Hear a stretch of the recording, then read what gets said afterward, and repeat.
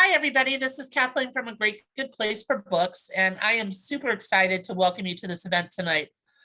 Before y'all came on camera, I was talking with Natalie and Melanie, and we figured out we've known each other a very, very long time and have done many, many, many, many events together. I think Natalie and I did 10 for Queen Sugar. And Melanie, we've done probably close to 15 to 20 events over the years, I would say. No, but a lot. Yeah.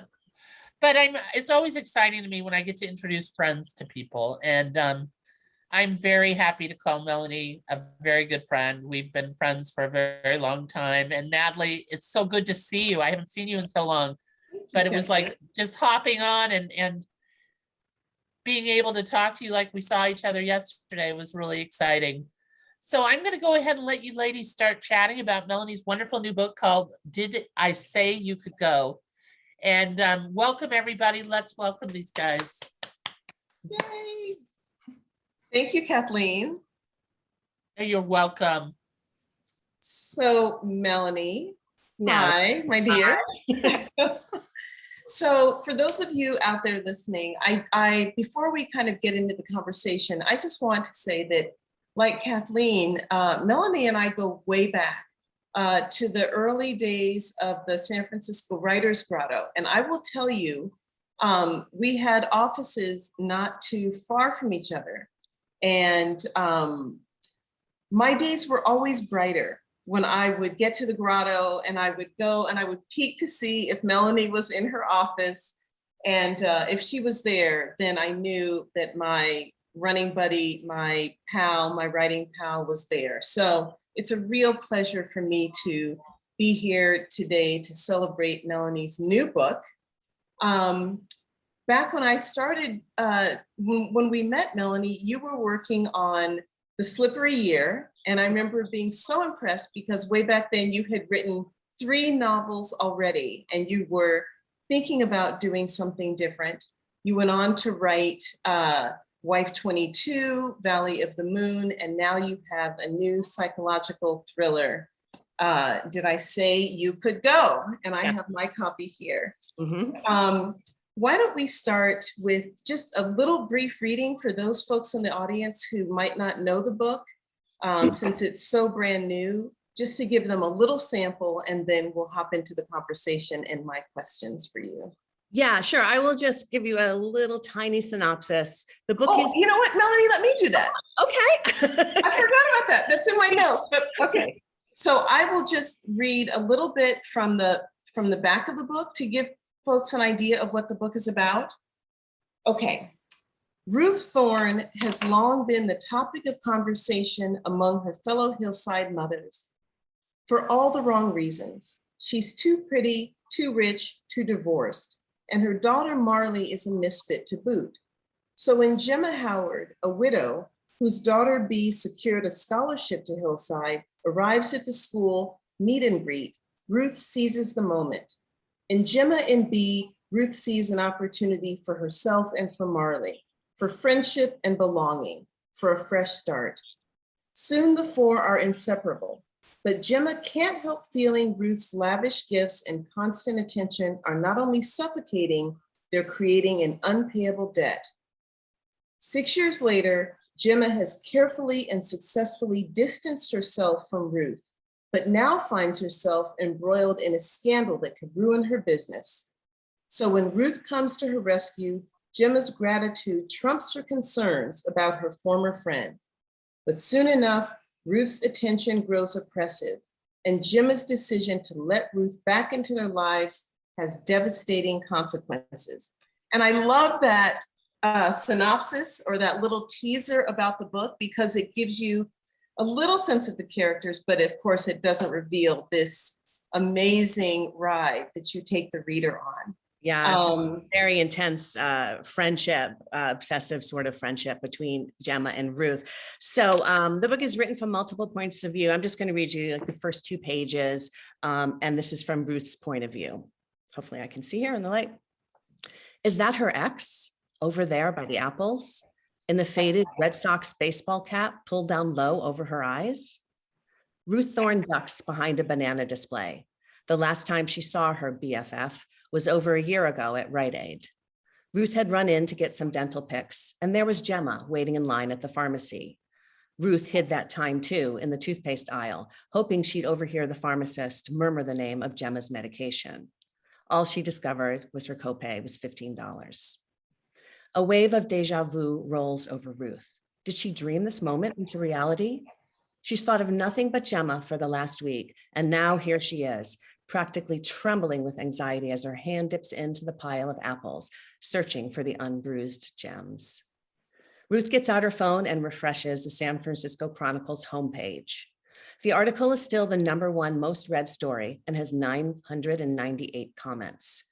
With Gemma standing only 20 or so feet away from her, she reads it anew, as if through Gemma's eyes. Has she been obsessively refreshing the page for the last week like Ruth has? Study Right, Oakland and Test Prep Center involved in cheating scandal. Gemma Howard, the owner of Study Right, claims that she had no idea that one of her most popular tutors, Julie Winters, Harvard BA English 2017, had a profitable side business taking SAT tests for 9 of her clients. Gemma rolls her cart down the produce aisle and stops at the nectarines. Ruth knows her favorite variety are the Diamond Brights, but they've come and gone already. She'll have to settle for the Honey Blazes. Gemma tears a plastic bag off the roll and tries to open it, biting her lip in frustration. Finally, she licks her finger and the edges of the bag separate. Gemma glances up, doing a quick check. Has she been made? Ruth squats, her heart thumping wildly. Quads firing, she continues reading the article. Julie Winters was a sole operator, a bad actor, said Howard. I was shocked to find out she'd been running this kind of scam. Ruth mouths Gemma's words silently. I was shocked. Julie Winters had pled guilty, and even though Gemma had been cleared of all wrongdoing, attendance at her test prep center had declined by nearly 50%. Ruth skims the latest comments. What a disgusting little cheat. Of course she was in on it. Lying scum, burn the place down. She's got a daughter. What do you want to bet her SAT scores are off the chart? Bitch, she should be thrown in jail. Jail? That's taking it a little too far. Still, Ruth can't help the smile that creeps across her face. It's a little taste of Ruth. It's a little taste of Ruth. It's a little borderline, yes. So Melanie, one of the things I just admire about you and your writing is your capacity to tap into these current cultural moments. And as you just revealed in the opening pages of the book, Gemma Howard is involved in this test prep scandal. Mm-hmm. So my question for you is, well, often as writers, there's always this tension between, do I have enough for a story, right? Is this a situation, something that happened, just an event, or can this be something bigger? Mm-hmm. And as I said, I admire the fact that you just have such a great instinct about what to write about and what's happening in the culture. What made you decide to write this story? And how did you know that this was the subject that would kind of be the kernel for you? Right. Well, I mean, I think the basic question of this book is about a claustrophobic friendship. And I think friendships, long-term friendships can become claustrophobic. And in this case, it absolutely has become oppressive. So the question I pose to myself is, what happens when somebody wants to get out of the friendship and can't? So that to me was really interesting. I wanted to write about friendships between women and how intense they can be. Here I'm writing mostly about the dark side, like the toxic female friendships. And I have to say, it was so much fun to give myself permission to inhabit that dark voice. And so Ruth is clearly borderline, and I got to spend a year in her head and just letting loose with that dark female rage, that voice. And it was really cathartic, actually. I think that as moms in particular, because this book is really about two single moms and their two teenage daughters, moms in particular, have probably a lot of dark feelings that they can never admit to, except to perhaps their very best friends. The things they think that are really sort of uncivilized, the envy, the rage, the competition between their kids. One of the sparks for this book was just remembering when my son was little in lower school, all the kids had to be invited to the same party. If you had a birthday party, all the kids in the class had to go up until third grade. That was the cutoff. And then after third grade, anything goes. And so when he stopped being invited to a few parties, I have to admit the rage I felt at the parents. Like, how could they let their kids decide, you were going to hurt all these kids who weren't invited, was really surprising. And also I found out that I really held grudges against these kids and their parents that, some instances didn't go away. So I wanted to tap into that voice, and it was really fun. Can I ask, so let's go back to this female rage question, because that's interesting to me. First of all, because I think a lot of times, we don't allow ourselves to feel those feelings. Mm-hmm. And so what attracted you to that specific idea? I mean, you already shared the story of Benji not being invited to this birthday party, but I guess I'm asking, how did you allow yourself how did you give yourself permission to feel those feelings, or are you already in touch with those feelings? Yes, I think I am. And I think they've just been dormant for many, many years. I mean, the books that I've written have all really been very warm, very sort of moving, funny, but, people are generally wonderful. They screw up, they make mistakes, but basically they're good people. But I really wanted to write from this voice, and it is a voice I have inside me. Not that I think I'm borderline or mentally ill in any way, but I could tap into this voice so easily. And it was just tremendous fun. A very easy book to write in some ways. Mm-hmm. So female friendships is definitely at the core of this book. And you're right, it is fun. And I have to tell you, Melanie, I took this book on vacation with me, and I was glued to those pages. I could not put this book down. It was a fun read, but there were also some real serious themes that you deal with in this book. Some things that kind of grounded it and made it even more honest and truthful. So can you talk about some of the other themes in this book?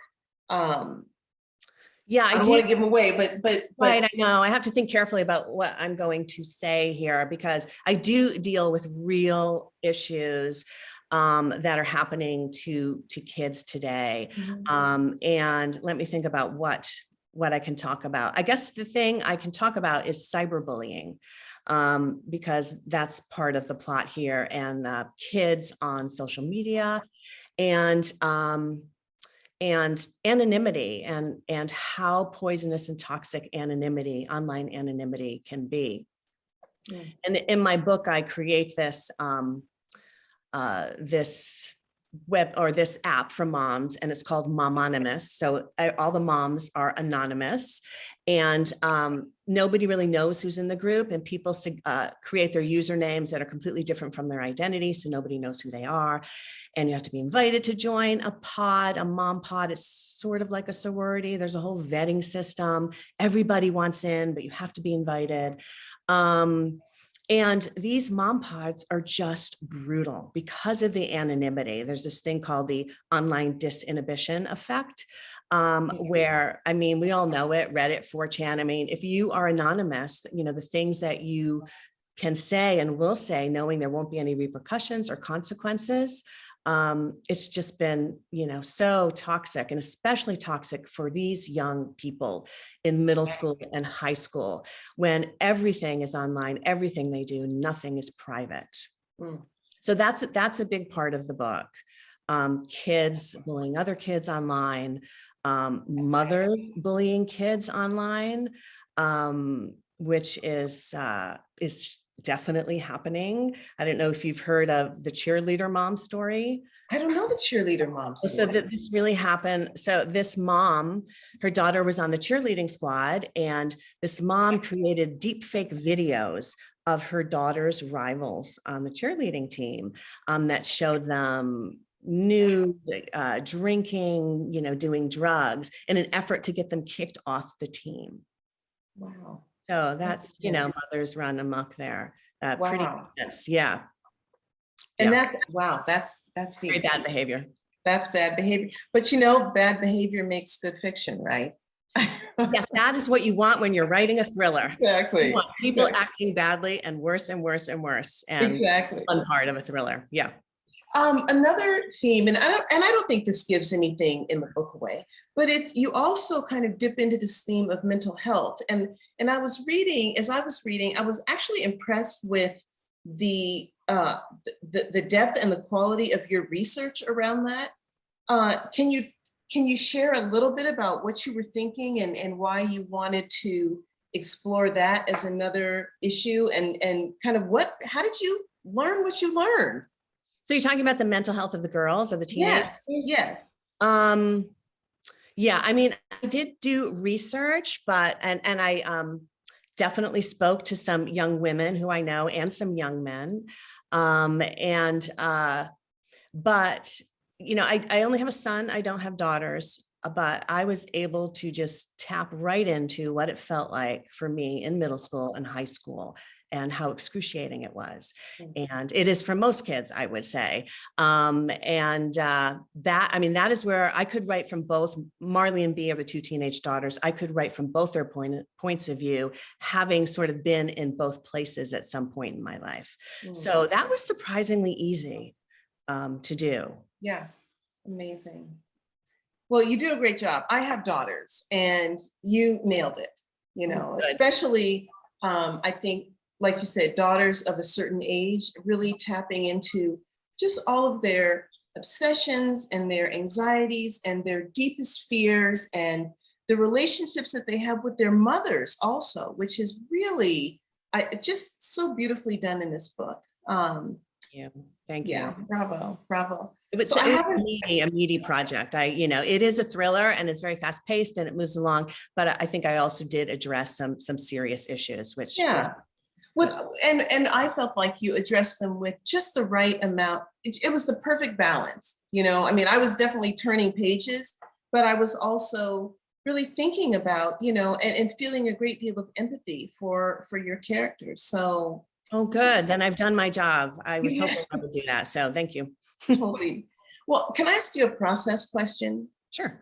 So when you are starting out with a book, are you the kind of writer who maps everything out from the beginning, or do you kind of let the story unfold and the characters take you where they want to go? And I'm asking for this book specifically because, there's real architecture in this book. And I don't mean to get too crafty here, but this is a really well-crafted book, and things move and everything is in balance. And so, when you were thinking about that, if you could take yourself back to the beginning of this journey, you have this question about, what it means to be in a friendship, but then how do you proceed from that?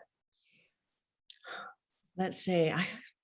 Other than like the seed of the idea, which I told you about, I am a writer who plots everything out. And I probably spend at least a month before I start writing, doing an outline, writing a synopsis that might be about 20 pages long. I usually know the ending. To some degree, the ending always, I don't get that final twist really until I'm in the second or third act, but I have some idea of what the ending is going to be. And I need that security as a writer.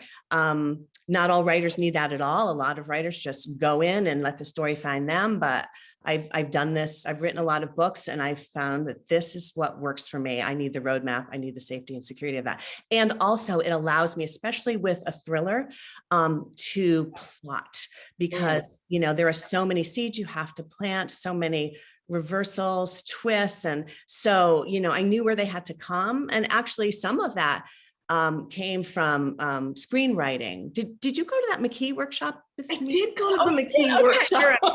That was so long ago. So Natalie and Elizabeth, who I think is on, and I went to a workshop, Robert McKee, who's like the king of screenwriting in LA. And I learned so much from that workshop and that book about how to plot the narrative structure, the 3-act structure. And I have used that in all of my books since I took that course. So I sort of think like a screenwriter in that way. Act 1, Act 2, Act 3, rising tension, all of it. I make sure all those elements are in the plot. Amazing, amazing. Well, speaking of that, you have now written 7 books in 5 genres. And I know that you just said you brought these kind of basic storytelling tools to each of your books, but it's different, Melanie, to write a psychological thriller, this book, and then you have A Slippery Year, which is different. That's more of a memoir. So what I'm saying is hats off to you, because few writers I think are so nimble. So can you share a little bit about what this process has been like for you to jump from one genre to the next, and like, what have you learned from each of these books, because they are all so different? Yeah, that is true. Well, my first 3 books were for young adults, and they were fantasy novels because I love fantasy. I loved Harry Potter, loved C.S. Lewis, still do. So that's sort of one section. What did I learn with those? I suppose I was learning how to plot. Honestly, I was not very good at it. At the beginning, I was a good writer, but plot was not something that came naturally. Neither was dialogue. So I spent 10 years writing these very serious, dark young adult books. And then a friend of ours, Chris Collin, asked me to write some piece for Edutopia about my kid going off for camp. And I wrote that and discovered that gosh, I'm sorry, everything is beeping here. Can you hear that? Sorry. Stop texting me, people. Okay, where was I? And then I discovered I was actually funny, and that was a complete opposite from You're all very funny, Melanie. Writing books about a boy whose face was burned off. I mean, really dark. And that was just liberation. I got to be funny. I did that for Slippery Year, which is sort of a memoir, and Wife 22, which is similar, although it's a novel. Then I decided I'd write time travel, because why not? And that was a very tough book to write. That kicked my butt. Why was that one tough? Why was that tough? Well, I had to figure out how to explain the time travel piece, which is, you can't explain it. That's what I realized, is you just have to say the event happens and trust that the audience will suspend their disbelief. That this just happens at the beginning. Now let's tell the story, because the story really isn't about how the mechanics of time travel. But it was a really tough book to write. I wrote it. It was 400 pages long, and then realized it was stillborn. Shucked the whole thing and wrote it again. So it was brutal. And I know writers have that experience where they write a whole book, and they're like, this is shit, but yeah, that was tough. And then it took everything out of me, that book. And I spent another 2 years writing the second draft, and that one worked. But after that book, I was exhausted. So I thought, somebody said to me, why don't you write something entertaining and fun?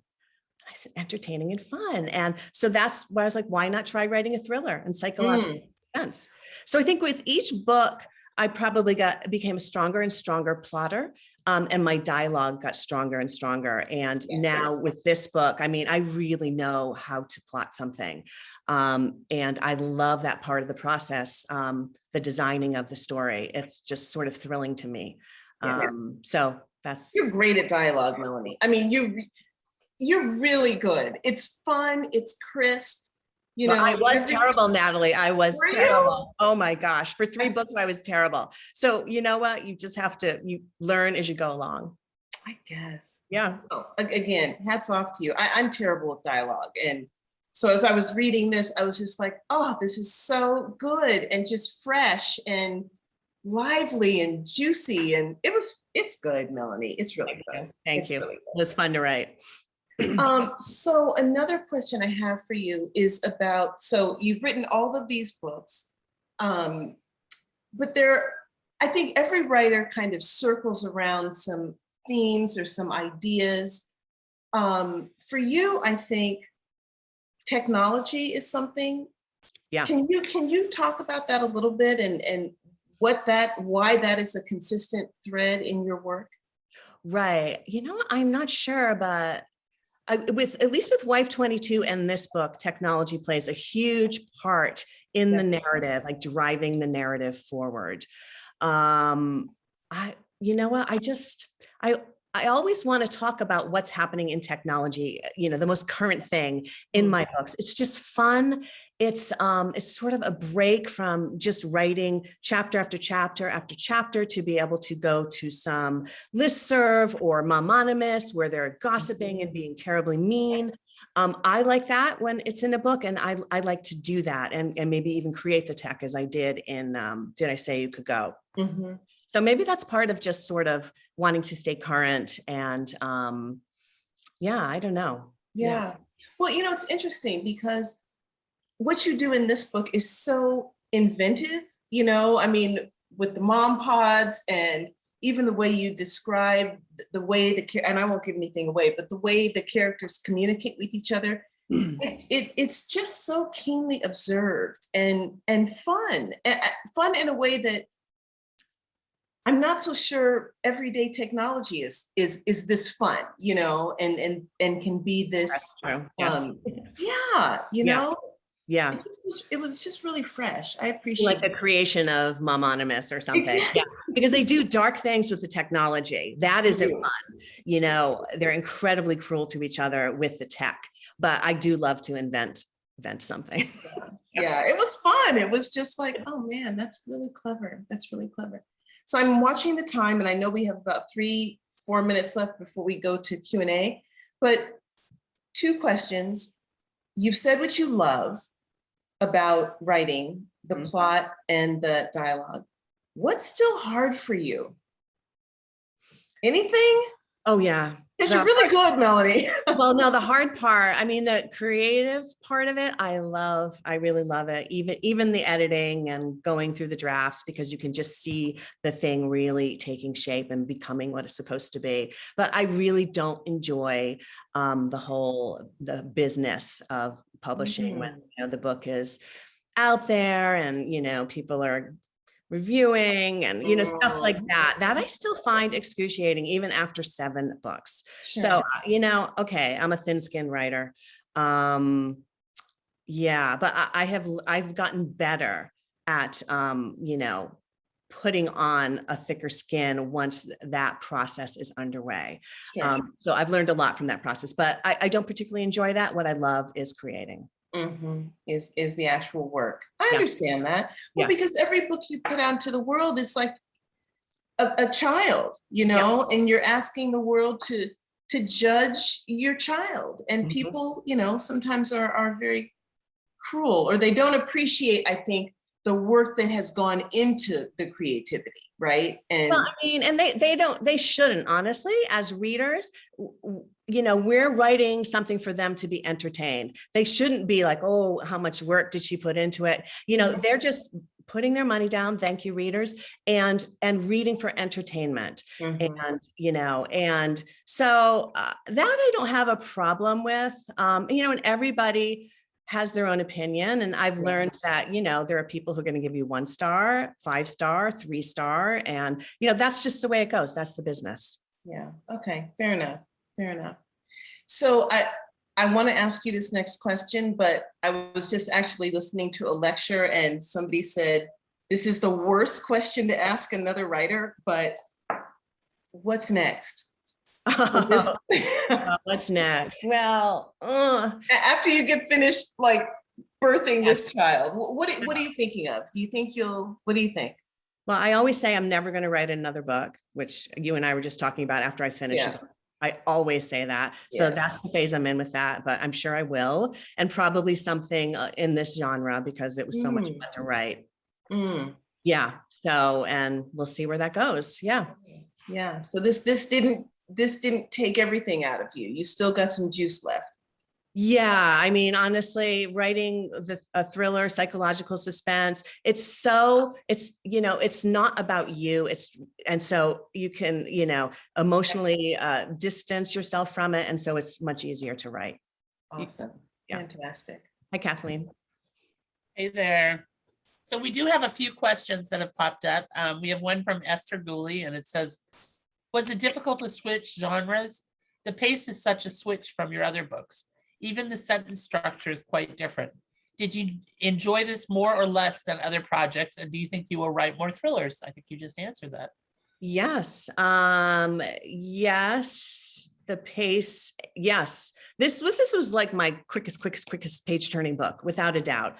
And I've read a ton of books now in the genre, and that's the way they have to do. That's what readers of psychological suspense and thrillers expect. And you must give that to them or they will not be happy. It has to be zippy. It has to move. It has to have cliffhangers. So yeah, that was different for me, and fun to learn, challenging to learn how to do. And what else did Esther ask? I can't remember. It was like a 3-part question. Did I answer it? Oh, Kathleen, you're muted. Can't hear you, Kathleen. Okay.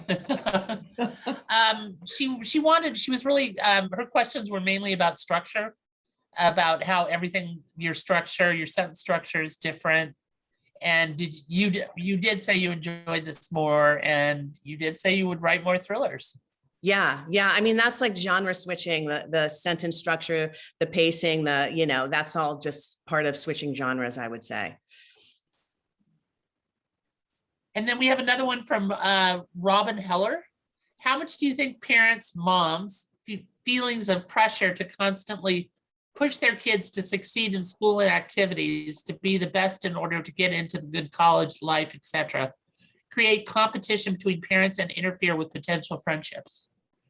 Oh, yeah, quite a bit, I would say. I mean, this book is set in a private school setting. So, it's these parents are, once the kids get into high school, are extremely competitive. And once they realize that the competition is really the other kids in the school, not, you okay, Kathleen? All right. And you're not competing against everybody in the US. So yeah, I mean, I do think that was not my experience in high school with my son, but yes, absolutely. I think this would, break up relationships and, cause tension, and yeah, for sure. And Brigida wants to know, she says this book should be a miniseries. What does she want to know? Is it going to be a miniseries? I think that's maybe her question. Are you shopping it in Hollywood? Yes. And I'm thinking about adapting it myself. I think that's something I would really like to do. I've always, yes.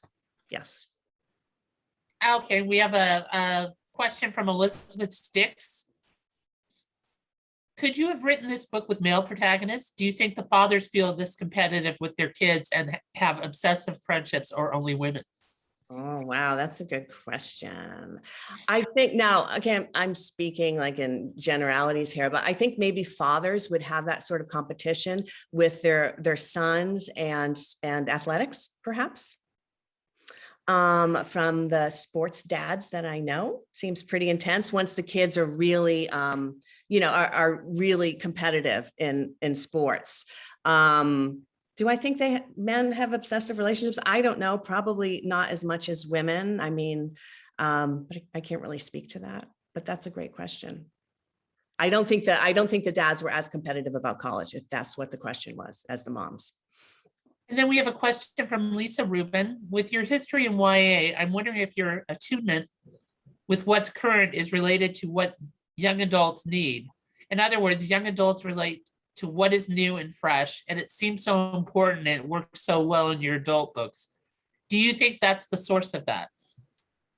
Oh, that interesting question. It could be, I started out writing from a young adult's point of view, and I'm thinking about the books. Yeah, there are always teenage kids in the books, or I think in some ways they were the same age as when I wrote the book, like The Slippery Year, the same age as my son was. Wife 22, absolutely teenagers. Yeah, I think I'll always have young people in the books. And maybe that is because that's where I started from. And, maybe I'm a young adult at heart. That's a great answer. And then we have a question from Elaine. Do you love all your dysfunctional characters equally, or do you have a favorite while you were writing? Oh yeah, my favorite was Ruth, who is the borderline. Yes, I mean, the crazier the character is, the more fun it is to write her. And I hope that she doesn't come across as one-dimensional, and she does some very terrible things, but I hope that at the end you have a little bit of empathy for her, because she's a very a woman who's had a very tough life. I'll just leave it at that.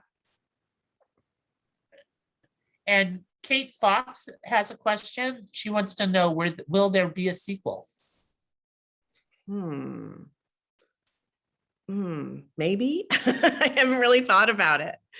Maybe, because it does end on a little bit of a cliffhanger. So Esther has another question. Was Gemma always did she always own a test prep company, or did you change that after the Varsity Blues scandal? Oh, interesting. I was so fascinated by that Varsity Blues scandal. No, I think that I was writing the book right when that happened. And so that just became part of the plot. It was just too juicy to not use. Yeah. One of the things that I've noticed about your writing, Melanie, and this is me asking the question, is every book is very different, but they always have like a vein of similarity that runs through all of them.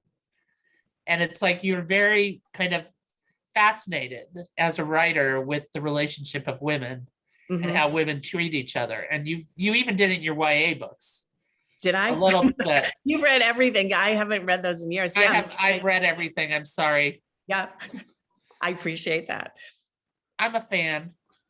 Thank you, Kathleen. So your question was why? I think that I'm one of 4 sisters, and I'm a twin, and I'm sure that has something to do with it.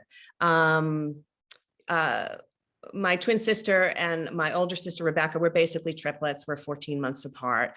And, we were all very competitive with each other, staking out our own territories. And if I'm doing this, you can't do that, as well as with friends. These are my friends. They can't be your friends. Those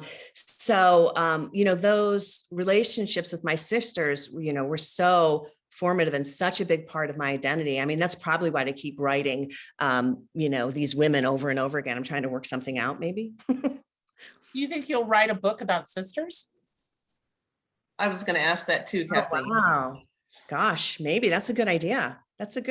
Maybe I'll think about that. Well, I'm from a sister family too. I do know that. Yes. Yeah, I was not very competitive with my sisters, but my 2 older sisters are very competitive with each other. Yeah. Yeah. I was kind of the one who sat back and went, okay, I'll watch you guys do it. Yeah. Well, Dawn and I, my twin and I, are in the middle. So I think in some ways, like we were, I don't know, maybe we mediated a bit more, or you know what? I don't know. They would say different things. I'm sure if they're watching, they would be like, what are you talking about? So then there you go. That's sisterhood in a nutshell. Exactly. Yeah. I know nothing about it. Melanie, would you ever think about writing another memoir kind of, or essay collection, something like, no? Why not? Because I think The Slippery Year came out at a time when funny, sweet, sort of Nora Ephron-esque essays were in, and people wanted those, but that is not what's happening anymore. Mm. You know, that would be a tone deaf thing to do now for sure. And Ooh. also as I've gotten older, I've just gotten way more private. So no, I would never do it again. See, that's what I was thinking. I was thinking that I remember that when that book hit, that you did feel like your privacy was a little invaded. Yeah, I don't know what I was thinking because I'm an extremely private person. I guess I didn't really think that out, that I was going to expose my life like that. But Did it change your life, Melanie? did it change my life, the slippery year? Yeah. I suppose it changed it in that it really put me on a bigger track. I mean, it was a big book for me. It did well, and my young adult books did not do well. You know, maybe they sold 1,000 copies. So Slippery Year was sort of my breakout book. So as far as that's concerned, yes.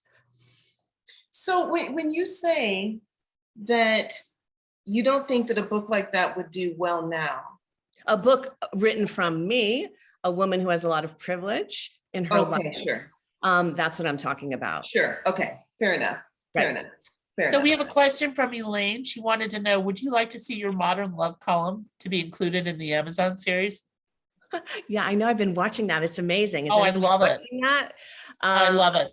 Yeah. So for those of you who don't know, the Modern Love column in the New York Times has now become is it Hulu? I can't. It's Amazon. Amazon. Amazon series. Yes. And again, I think so. I wrote a Modern Love piece about my hatred for my husband's van that he bought when he was 40, sort of a midlife crisis van, but I don't think he would call it that. But anyway, it's an enormous black van, so loud with a cattle guard on it, and the complete opposite, of me, who wants to not be seen and drives this, the car, nobody even knows what the make is. I mean, it's the complete opposite. So I wrote this essay about that.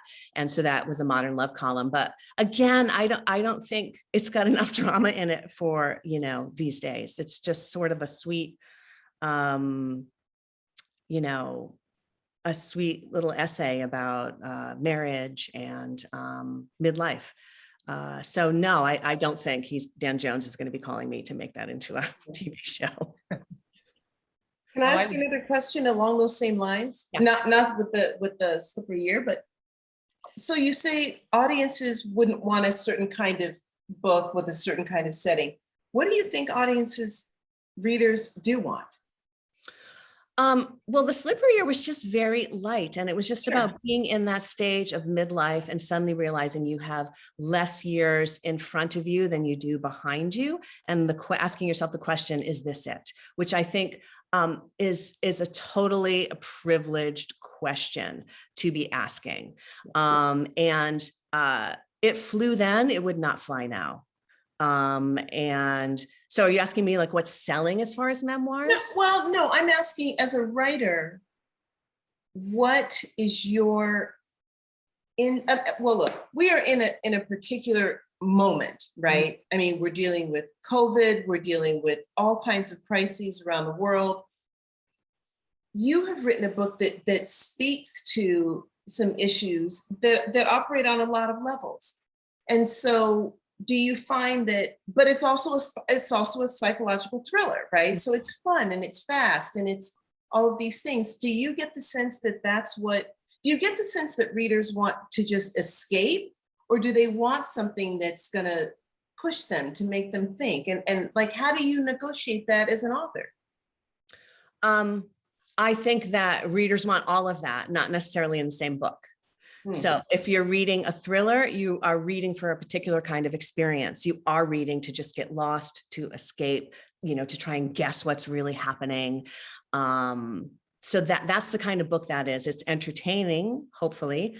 The book you're talking about is a completely different kind of book that is wonderful and but a completely different genre. So for me, I can't really compare them, apples and oranges. I wrote a thriller because I wanted to be more in that space right now.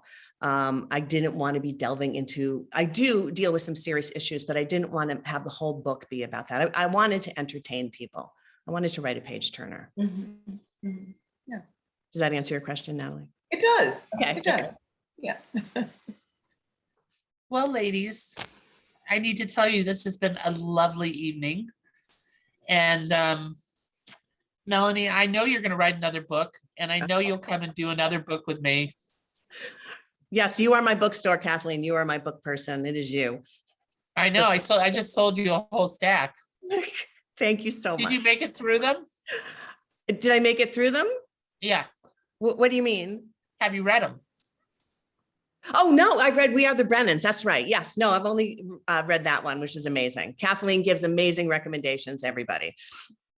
Well, I mean, you know, my favorite genre is screwed up Irish people. Yes. Yes. And this is about a family of screwed up Irish people for sure. Yeah. And New Yorkers to make it even more fun. Uh-huh. But I can't wait for your next one. And Natalie, when you write your next book, will you come and play? For sure. Absolutely. Natalie has very exciting things ahead, which she probably won't talk about, but I will just say that.